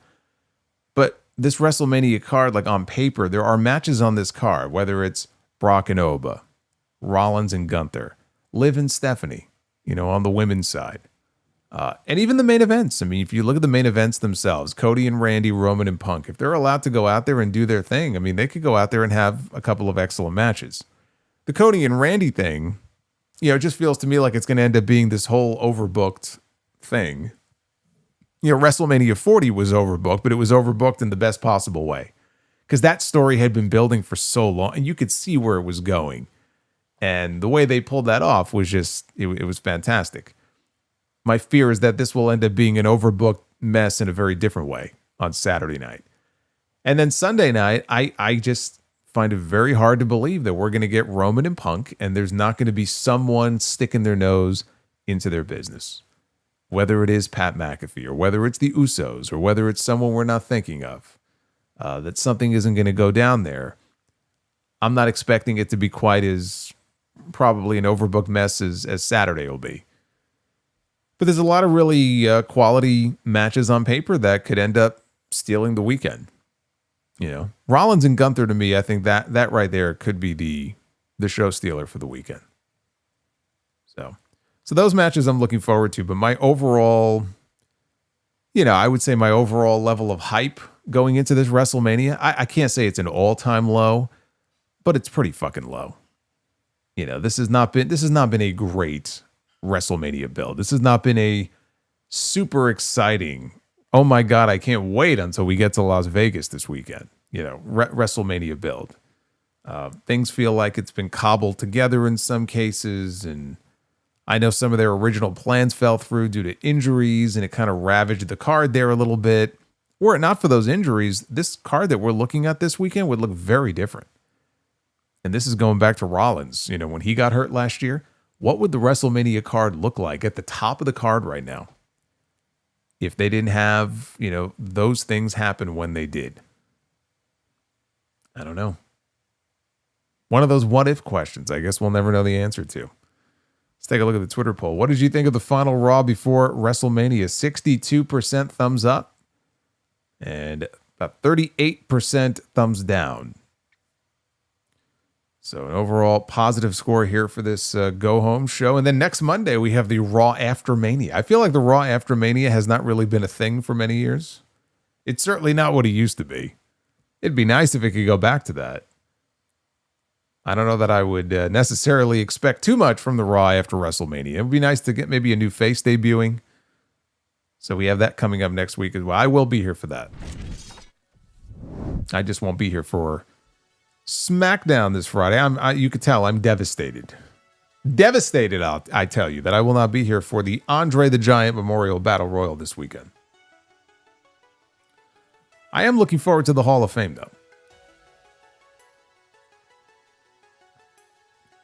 It's more like OMG, I can't wait for this year's WrestleMania to be over. It does. That's how I feel about Cody and Randy. I've been waiting a long time for Cody and Randy. That's kind of my attitude about that now. I just can't wait for it to be over.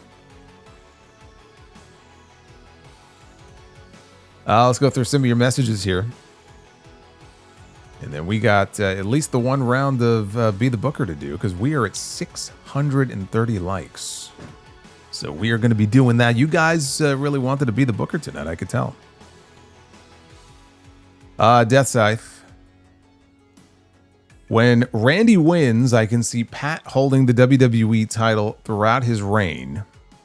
And Randy doesn't hold it once, just like when Luchasaurus was TNT champion. Well, that would be fucking terrible now, wouldn't it? That would be awful.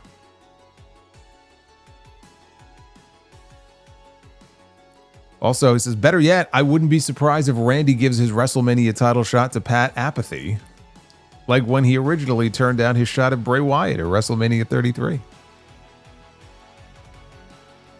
Pat Apathy.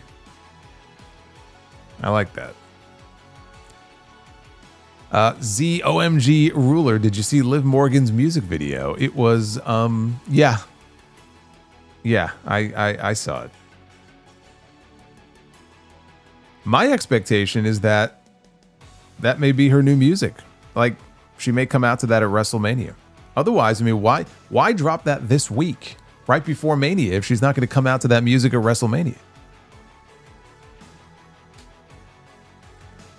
Devin from NJ2000 says, why does Triple H need to be involved in the Oba and Brock segments? Well, I mean, it makes it feel like a bigger deal because he's out there. He's not typically out there for the contract signing segments. So his presence out there, in effect, is supposed to make it feel more special. Right? Because everybody knows he's the head guy. Roca Thrilla, when was the last time Julia competed on a PLE? I mean, outside of her being in like a Royal Rumble match? I would imagine the Royal Rumble. Outside of the Rumble, the answer is never. Never. Powerful One with the $9.99. I am okay with Oba losing if Brock cheats. Heyman distracts the referee. Brock hits a nut shot like Undertaker did to him. And Oba still looks strong because Brock Lesnar, of all people, had to cheat to beat him. Yeah, I mean, I can't say I'm terribly excited about a nut shot finish, especially after we had that in the main event last year. So I'm going to say no on that. But if you are going to beat Oba, then I would prefer that he takes some sort of shortcut and doesn't just beat him straight up. I agree with that. But the finish that you described, I don't want to see that. That sounds like an awful finish. Dude here, 73. Hell of a promo by Oba. At least one build is hitting on all cylinders. My wife and I are heading to Vegas tomorrow, but before WrestleMania comes, the HOG show. First HOG show, and looking forward to it. Oh, you picked a great one. We got a stacked lineup for that one. You look at the card that we're putting together for Thursday night at the Palms. The Pearl Theater at the Palms Casino Resort. First time ever. Amazing Red against Bandito. We got Brody King and Zillafot too. We got Michael Oku and Charles Mason. We got Shotzi and Charlie. Dakota Kai making her debut. The Hardys are going to be defending their tag team titles on that show as well. We got some good shit. Phil says, what in the hell was that between Roman and Punk, and why is Punk apologizing? I think because he's afraid of Roman. It's like, oh shit, he's back. I got to be nice to him now. I may have gone too far with what I said. B-Man the Champ, you may want to reconsider your 6-man tag prediction for Mania. Other than Battle Royals, celebrities have never lost in a match at WrestleMania, except when Pat lost to Vince immediately after beating Theory. Well, there's a first time for everything. That would be my answer to you. There's a first time for everything. Just because things have always been done a certain way doesn't mean they always have to be done that way. Death Scythe says, buy or sell on who you would like to see Danhausen do a comedy segment with the most. The Rock as Rockhausen or Brock Lesnar as Brockhausen? Brock Lesnar. And then Brock pounds him into the ground.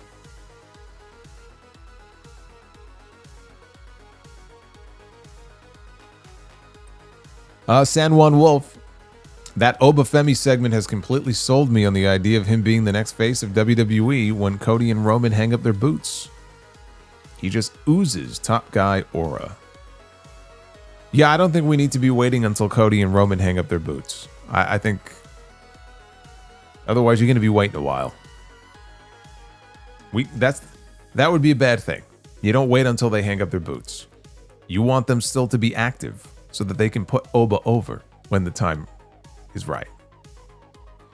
Walker Stubbs didn't really get to watch Raw because of lots of tornado watches and warnings around me. Did I miss anything?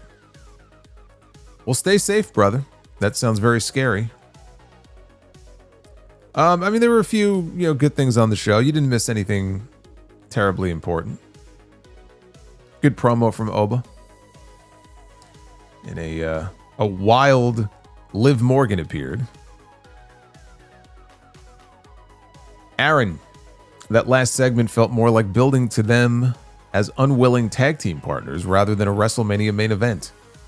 This feud cooled off more with each week. Yeah, again, they could just never match that first segment. It was really just all downhill from there. They were never able to really recapture that magic of that first segment. Deathside says, what do you call a baptized shit? A holy shit. Nick Grasso with a $9.99. Io Sky, Carmelo Hayes, and Tiffany Stratton are off WrestleMania. Who did they piss off? They made Io look silly tonight and said Asuka is right. She is just Rhea's sidekick. See, Asuka should have stole Punk's line. And as soon as she said that, she should have said, tell me when I'm telling lies. And nobody could refute what she said because that's exactly the role that Io Sky has been reduced to. Christian Braden, can WWE treat Alberto Del Rio like Hogan in 2015? Dude is a lost cause at this point. I think they already do. They don't acknowledge him. They don't mention him. They don't show highlights of him. He's basically persona non grata in that company as far as any sort of television mentions go. You could say it. You could say Alberto Del Dipshit. It's okay. St. James with a 5. This was my spouse's first time seeing the Judgment Day. McDonough. Well, McDonough is part of the Judgment Day. Quite literally bullied him on his head to shoulders and body ratio. The entire 10 to 15 minutes, including commercial. It's like a bobblehead. It's like a big Funko Pop.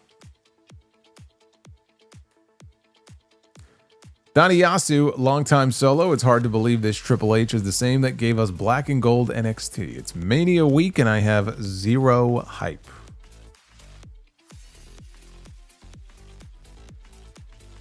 I feel you, brother. I wish I could be more excited for the show. I've got some matches I'm looking forward to, but it doesn't feel like a big WrestleMania weekend, you know?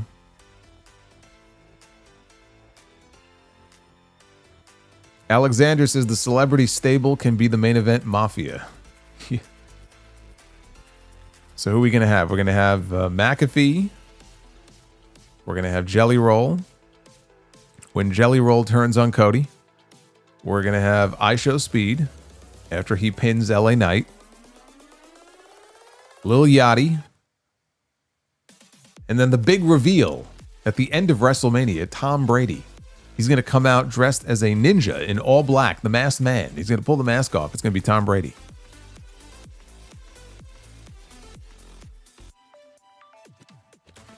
El Masse with that $40 sicko drop. Undertaker got me more excited for the Americanos mask versus mask match than I am for Randy and Cody. Yeah, it's true. How sad is that?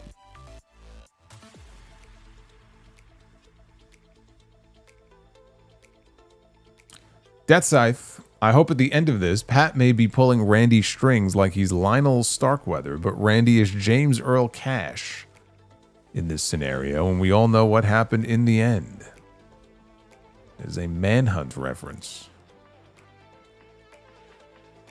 I have no idea what you're talking about. I wish I got the reference. But I'm sure it's a really good analogy if I just knew who these people were. Super Pony was watching Brett's heel turn promo from the Raw after Mania 13 and wanted to ask if you think we will ever see another double turn as good as that. You know, it was just so well done. I don't think so. I don't think we will. Doesn't mean we can't have some good ones. I just don't think we're going to get one as good as that one. No.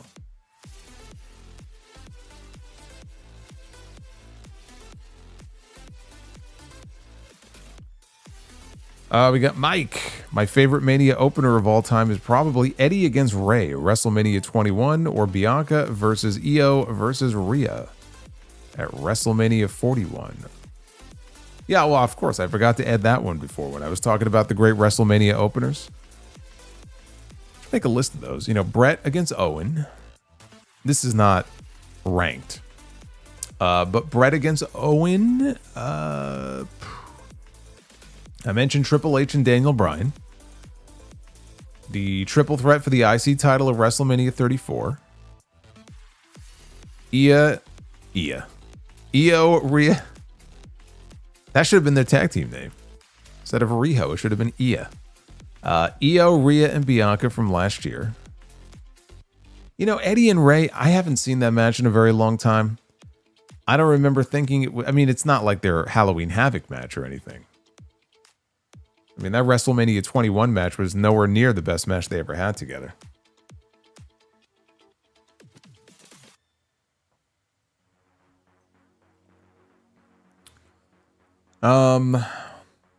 MacTub. In my opinion, Rock and Hogan are the two biggest and most transcendental stars in WWE history. And do you agree? Probably. I guess Cena is kind of creeping up into that category as well.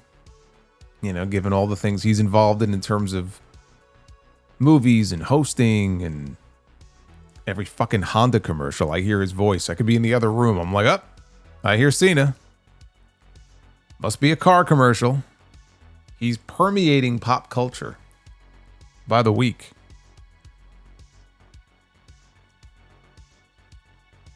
But as far as which one is better, Rock. Rock is just overall a much more versatile performer than Hogan was. Triple H deserves a lot more criticism, not just TKO. I think he gets a lot of criticism. I don't know where you're looking. Certainly around these parts he does. Mike says, I Show Speed and McAfee have a spot on the WrestleMania card, but they could not find room for Io, Mello, or Dragunov. What a joke. Yes, but here you got to learn how to speak WWE language. Did you see the little did you know factoid that they advertised tonight that the announcers talked about? They talked about how many hundreds of millions of social media, it was either views or impressions, that the I Show Speed, I think, hitting LA Knight clip got from last week's Raw. That's why. Because that's what they care about. And Ilya Dragunov and Carmelo Hayes, they're not getting 400 million social media views for anything. You know, I mean, they could jump off the Empire State Building. They're still not going to get 430 million fucking social impressions. The new one. Oba Femi reminds me of M'Baku from the Black Panther movies. Seems to be the inspiration for the character. Could be. I know those movies are very popular. It's possible. Alexander says, do you think Def Rebel directed and made that Liv Morgan music video because it was caca? She may give Nikita Lyons a run for her money for bad pop music. I'm sure Def Rebel probably had something to do with it. Although if they did, I've heard much worse from Def Rebel. Hulkling 93, Liv came across like Pookie from New Jack City when he was dragged into rehab. What is with all these old movie references? I haven't seen New Jack City in fucking, I don't even know how long. It's been long enough I haven't seen New Jack City. I don't remember who Pookie even is.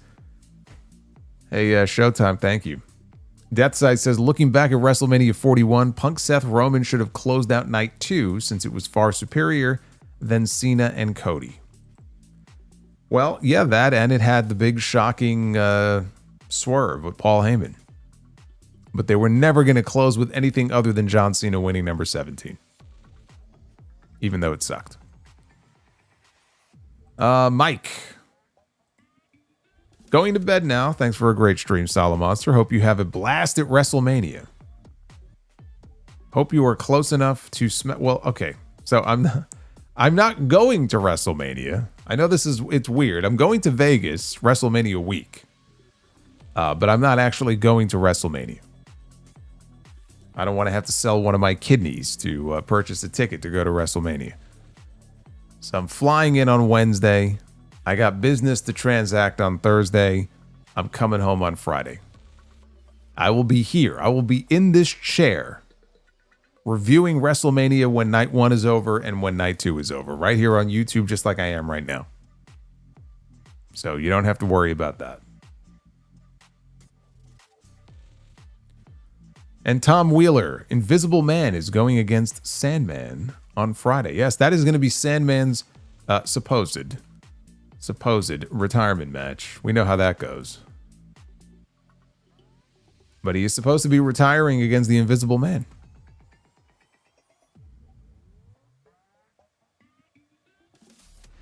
Andre Jefferson with a 10 spot. Hey, Solo, I think they have something really special in Oba. I think they should strap the rocket on him. They really haven't taken a chance on a rookie since Brock in 2002.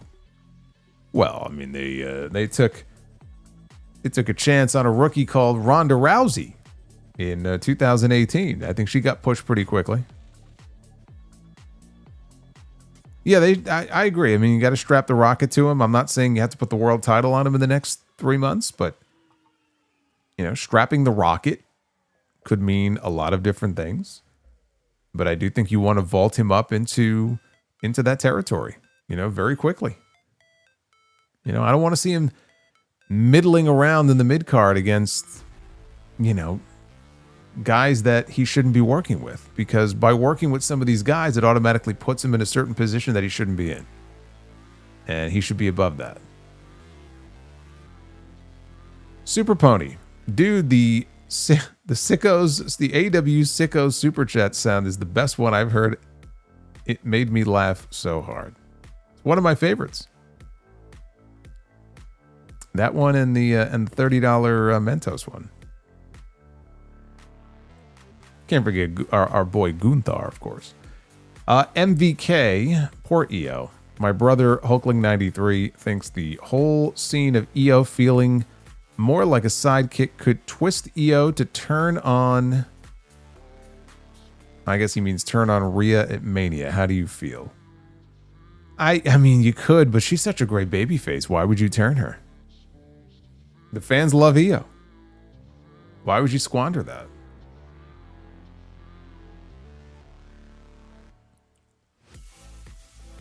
That would be my only fear in doing that. We had heel EO and damage control, and I'm not ready to go back to that yet. Boomerang, favorite WrestleMania theme. I have found myself listening to Easy Lover by Philip Bailey and Phil Collins, who was inducted into the Rock and Roll Hall of Fame. Well, Phil Collins is a legend. Yeah, Easy Lover, they did use that, I guess, didn't they? For the first WrestleMania. They used Take Me Home was another Phil Collins song they used on one of the Saturday Night's Main Event shows. Forget which one. Early 88. Might have been the one where Andre choked out Hogan. They used Phil Collins a few times. My favorite WrestleMania theme is still the instrumental WrestleMania theme that they first started using in 93. Which became Linda McMahon's theme. I think that's still my favorite WrestleMania theme. But believe it or not, I was always very partial to Big Time by Peter Gabriel that they used for WrestleMania 22. So, I just throw that out there.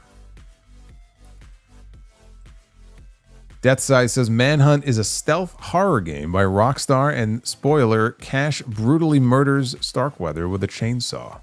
Ah. See, I didn't play the game, so I would not know that.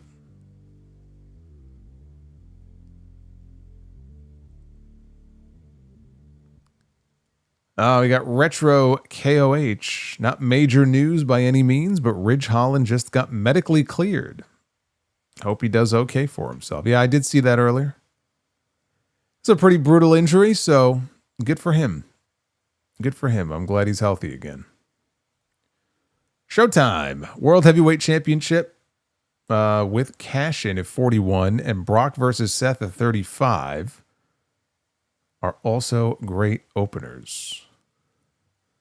Yeah, but they're not among the best. I wouldn't put those in the elite category of openers. Like if I did a top 5 or, well, let's say top 5. They wouldn't even sniff the top 5. Super Pony, Punk has to win. Roman won't commit full time. Well, that didn't stop them before. So that doesn't really mean anything. We got Pisco. Pisco Sour 95. What's going on, Pisco? Pisco from Frisco. I predict the Bloodline reforming at the end of WrestleMania. Not because it's the right outcome. It's not. But because WWE is so desperate and creatively incompetent that they have no choice but to rehash their last successful angle. They have a history of rehashing old angles or trying to recapture past glory. How many times did they try to recreate the Montreal Screwjob over the years? Yeah, I mean, I think there's a very good possibility there. EJ Slemp. Never thought I would see CM Punk main event WrestleMania or Rory McIlroy win the Masters. Now they've both done it in back-to-back years. Love it. Well, don't give WWE any ideas. They may try to bring Rory McIlroy in to make a celebrity appearance.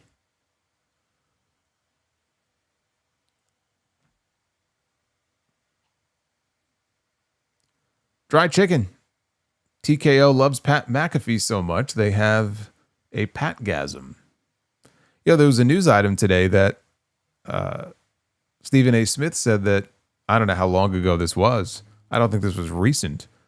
But Nick Khan did evidently have conversations with him trying to convince him to join WWE in some capacity, maybe as like a manager or something. That's just what we need. We need to hear Stephen A. Smith's voice every week on TV. Yes, I think we get enough of him as it is. I don't think we need him on WWE television. And Super Pony, if we get a Punk KO program when Owens comes back, who do you think the crowd sides with? And who would you have be the heel? I think in that one, Owens would be the heel, but I think the fans would probably side with him. I mean, especially if he's just coming back from a major injury. That'd be a hell of a program, though. I hope we get it. I hope we get it someday. Just the promos alone. Owens and Punk. Sign me up for that. Stephen A. would be my breaking point. That's what would get you to finally quit.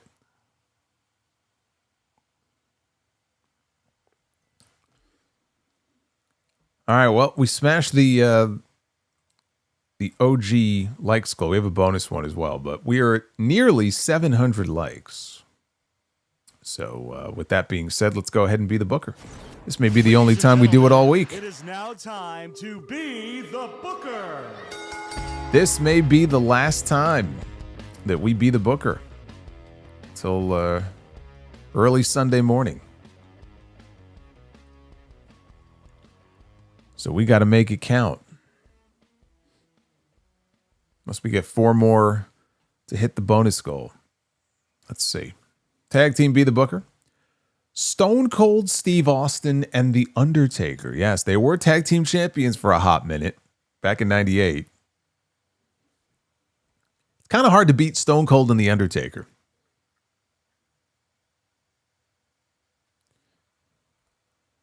Against Braun Breaker and Bronson Reed. Look at that, the tribal thief. Hey, look at that, Braun Breaker and Stone Cold in the ring together. It's the old school and the new school.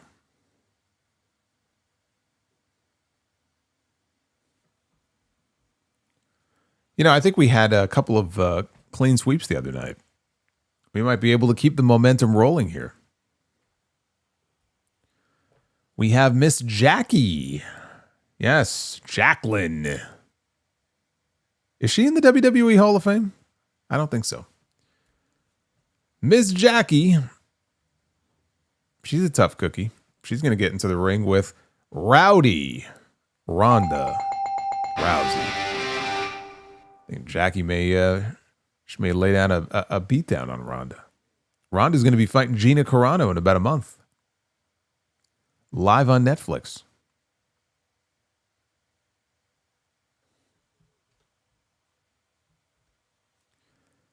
And in our main event of the evening, is she in the Hall of Fame? She is. What year did she go in?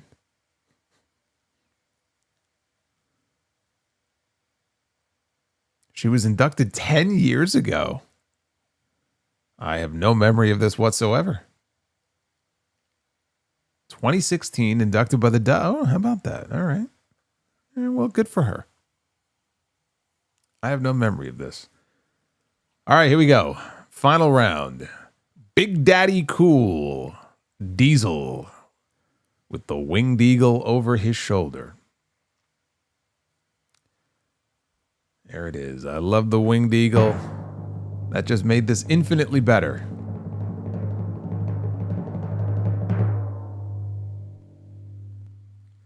The tribal chief says, pick a damn stipulation.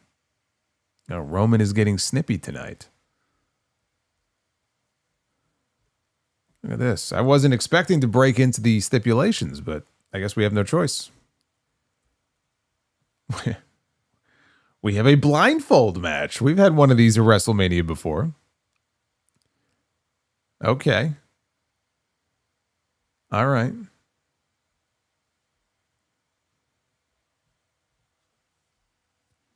No, we are not landing. Okay, so now we have to start over again because... No, I'm kidding. All right, Diesel. In a blindfold match. This is already a disaster. Diesel in a blindfold match. Against Kazuchika Okada. Oh my God. We have done it. We have swept. Come on now. You mean to tell me that you wouldn't pay to see Diesel and Okada in a blindfold match? I think that would be fantastic. Bandito in a blindfold. Yeah, he's wearing a blindfold already around his face, it looked like, in that image. Diesel and Okada is like all the stars. There's not enough stars on the Meltzer scale for that match.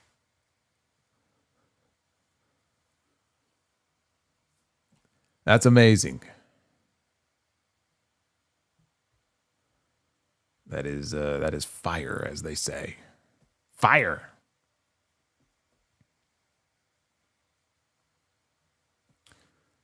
Abyssal Zones. Edge's I Hate You promo on Cena in 2009 really made it feel like they had an intense personal hatred. I didn't feel that from Punk or Roman tonight. Yeah. No, I don't really feel it either. I felt it more with Liv and Stephanie, to be honest with you.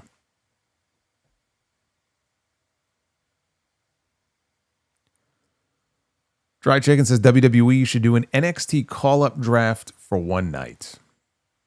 There's no draft. There's no draft that's needed. I've already laid this out many times before. Just open up the transfer window and let the general managers start making deals. It's all you need to do.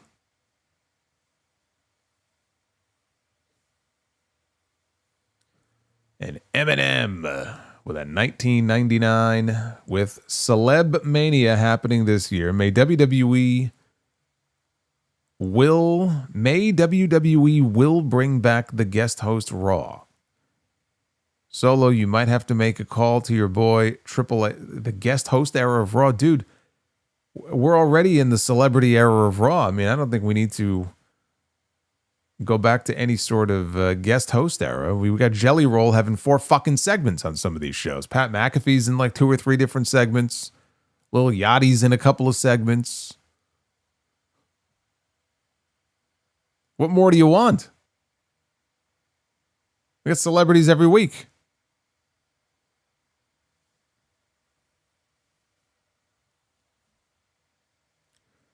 Alex, who do you see getting in the Hall of Fame first, Vince or China as an individual inductee? China.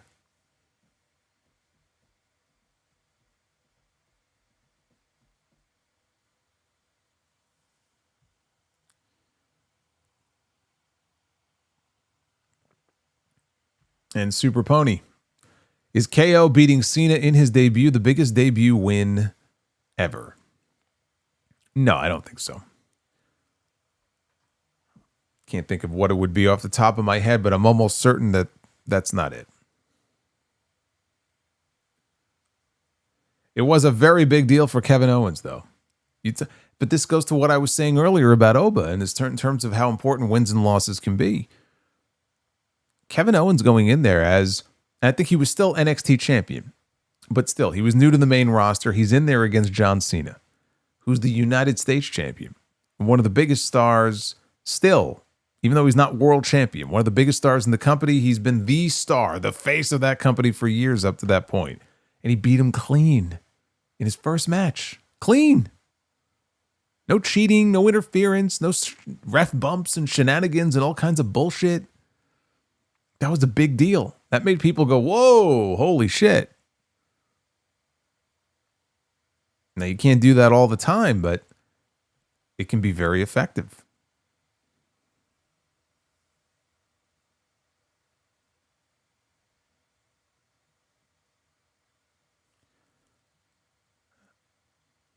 Maze, thank you for the 57 months of membership. With WrestleMania being your biggest show, the likes for both streams should be no less than 1,000. I think that's what we did last year. Whatever we did last year. Well, I mean, we'll leave it to the... Well, I don't know if I'll do the wheel. The wheel doesn't have any values that big on it. I mean, I can go in there and change it. But I noticed we just hit the bonus goal. Kind of snuck that in there on me. I almost didn't even notice. Double Be the Booker has been activated. Bret Hart with 49 months of membership. When we get the rare double sweep on Be the Booker, you should play the Mario World theme when the levels end. You know, the one that goes doot, doot, doot, doot, doot, doot, doot. Ah, that one. Yes. And Alex with a pair of $10 super chats. Let's go. Let's do this. Oh, we're going to do it. We're going to do it here in a second. Dry Chicken, who would you rather listen to on wrestling commentary? Joe Tessitore or 90s Vince McMahon? 90s Vince McMahon. All right. Well, I owe you guys another round. And the way this works is that we have stipulations. This is exciting. I didn't think we were going to do this. Are we going to ruin it? This is going to ruin it, isn't it? We just had like back-to-back streams where we just had clean sweeps. And I feel like, man, we're going to go out on a high note. And now I feel like we're going to fuck it all up. But let's see. Let's see what happens. First stipulation, CM Punk is the special guest referee. All right. It's going to be a special guest referee for a tag team special. I usually we do it tag teams first, so I feel like we should stick with that.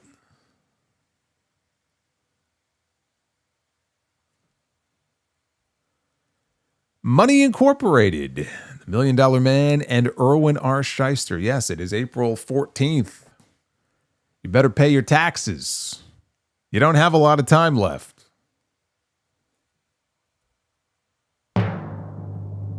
Punk is the referee for Money Inc.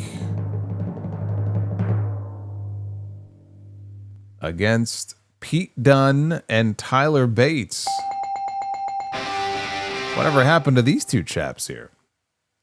Instead, they give their spots away to these Americano fools, Ryo and Bravo.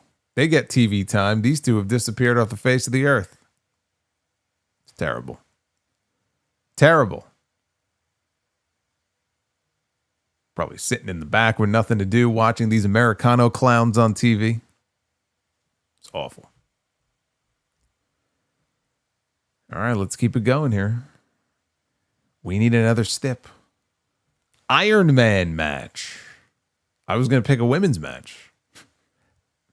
Can't do that now.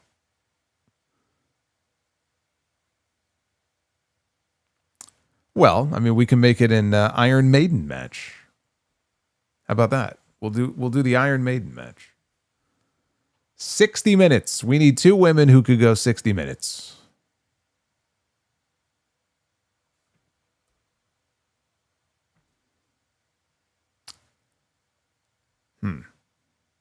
We have Carmella.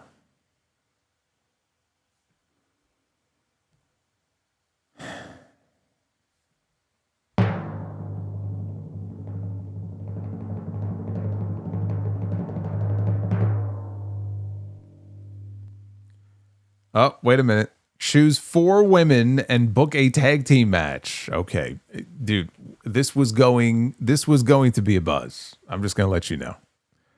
But now we've been rescued because now we're going to wipe the slate clean. The streak lives. This was like a near fall. It was like an AEW pay-per-view. And so now we wipe the slate clean and now we get another shot at it. How about that? Bet you didn't see that coming. All right, so we got to pick 4 women. We're not out of the woods yet. What a save. All right, so we have, Mommy is mad. Pick a stip to make her happy. Well, we already did. So we're going to ignore that. We have a stipulation here. We have Stephanie Vicaire, the reigning women's world champion. All right. And her tag team partner. Queen Zelina. Stephanie and Zelina. I don't know, man. All right, that's one team. On the other side, we have Timeless Tony Storm. And her tag team partner.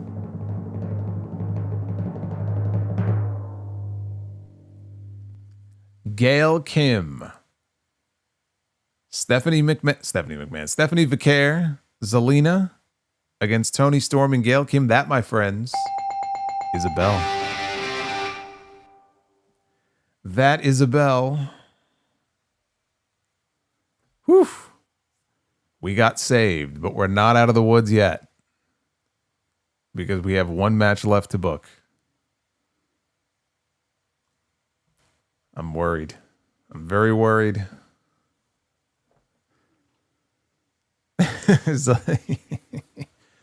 Zelina eats the fall. Well, I mean, that goes without saying.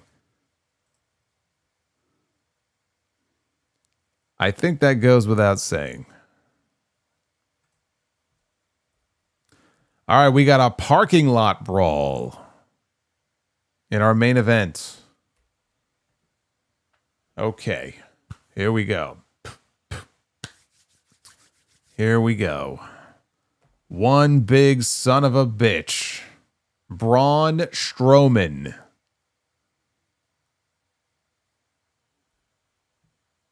In a parking lot brawl.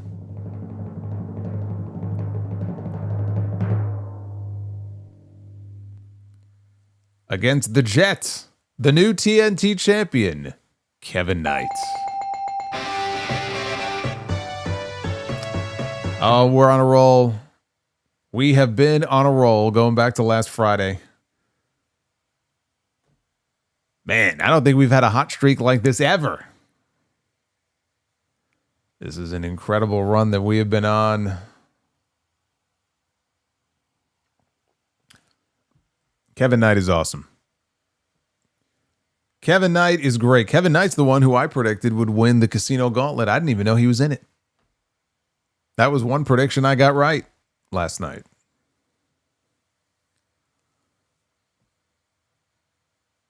There you go. I love it.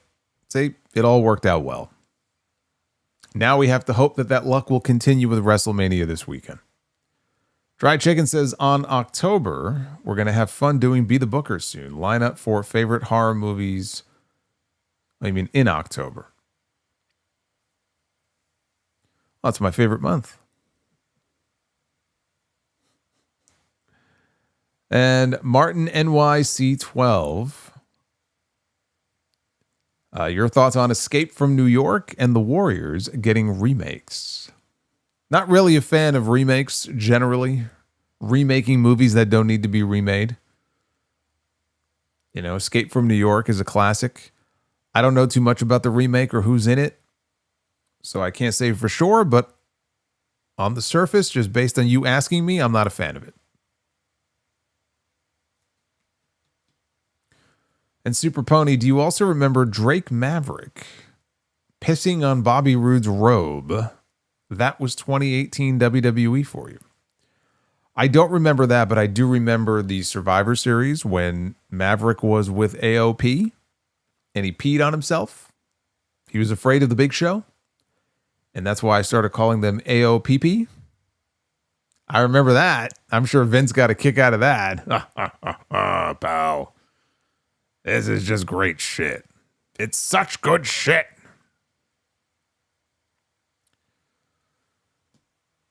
Oh, all right. So let's recap here. No Dynamite stream on Wednesday. I'm flying out to Vegas. Big House of Glory show Thursday night. I'll be on commentary for that with JD. We got a loaded lineup like that. Like no joke, it is probably the most stacked lineup that we have ever put together. So that's going to be on Thursday night, 8 p.m. local time. And if you're going to be in the area, tickets are still available. It's at the Pearl Theater at the Palms Casino Resort. Or you can stream on Triller TV Plus. I'm flying back on Friday. I won't be home in time for SmackDown. We have 2 nights of WrestleMania, 2 live streams this coming weekend. I'll be live Saturday night. I'll be live Sunday night. No sound off next weekend because there ain't going to be time to do one in between. So there won't be another sound off until the following weekend. But you will have no shortage of shows going into next week. It's going to get crazy around here. I'm going to be getting very little sleep. So I hope you guys are enjoying the content and will join me tomorrow. A brand new episode of the Uncrowned Wrestling Show. We'll be dropping at some point in the afternoon. I'll be recording that in the morning. So in a few hours, I got another show to do. And then Tuesday night, we are going to be live for Tuesday Night Titans.